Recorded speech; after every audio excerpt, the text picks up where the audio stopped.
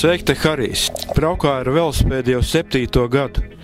Pagājušā gadā nolēmu, ka jāpamēģina startēt kādā MTB posmā. Un, protams, vieglākajā veselības distancē. Nobraucu dažus posmus un tajā laikā guvu dažas atziņas. Varbūt šīs atziņas var noderēt kādam, kas mēģinās pirmoreiz startēt kādā posmā. Nebūs tā, kā varbūt esat pieraduši lēnā garā pa parku vizināties.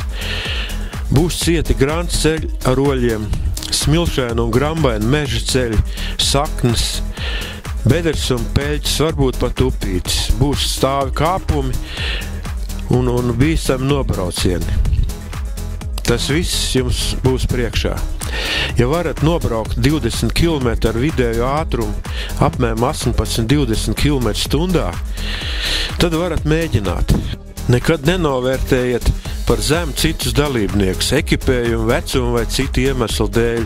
Jūsu pašpārliecība var smagi iesist pa jūsu pašapziņu.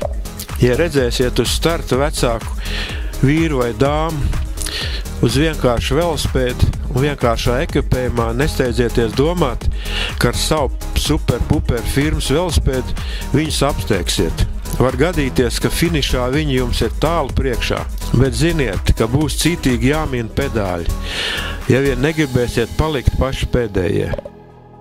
Papētiet video pirms sacīkstiem, lai gūtu priekšstatu, kas jūs sagaida.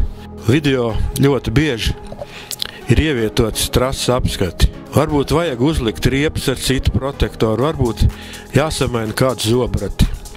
Pārbaudiet ķēdi. Nebūs patīkami, ja pēdējā kāpumā pirms finiša pārtrūks ķēdi. Brauciet prātīgi, nevajadzīgi neriskējiet. Nebūs patīkami, ja veiksmīgi veikt braucienu vietā dabūsiet traumu vai salauzīsiet velospēdu. Tas šoreiz viss, lai veiksmīgi starti!